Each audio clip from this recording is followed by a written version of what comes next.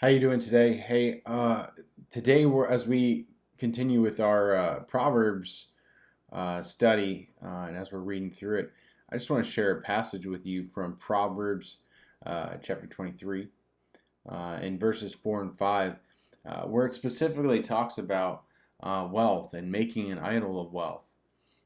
Before we get into that, I just want to share a quick story with you. The other day we were driving through.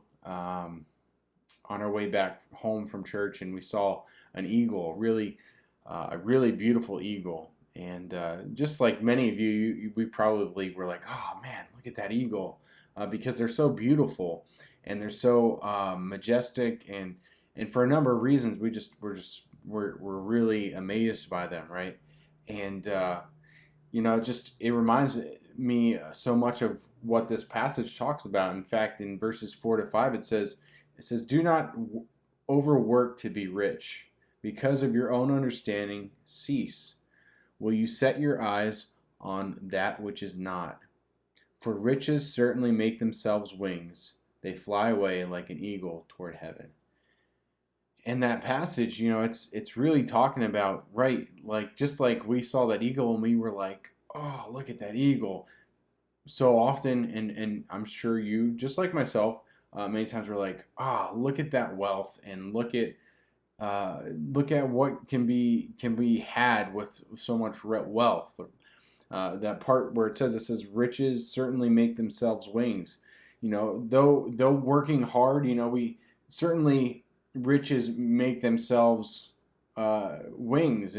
Though working hard is a mark of wisdom, and we see that throughout the Bible, that it is good to work, and it's good to have that sort of mentality, to be a hard worker. But it's when we begin to live for the riches that come from that work that we find our biggest problem. Those riches are vulnerable, and they're temporary, and they're not worthy of being focused on throughout our entire life. Just like that eagle that's there and then he's gone, so is our wealth, and so are riches. You think even recently, so many were affected by the stock market just plummeting, and your 401ks, and so many other things that go along with that. Just think about how much we are focused on wealth, and how many people have invested so much of their time, so much of their lives, so much of their work into those things, and yet they're so fleeting. They are not here to stay. The Bible is clear about that in other passages as well. So my challenge for you, just like it's a challenge for me today, this current circumstance, it has been marked with something that is difficult financially for many. It's also probably pulled a lot from work. And my challenge for you is maybe to see this time differently.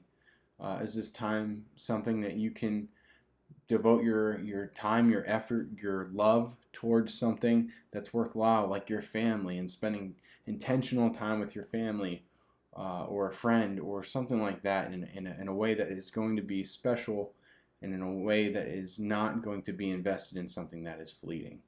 So will you join me in that? And I hope that you will. It's important to me, and I hope it might be important to you too. I'll talk to you later.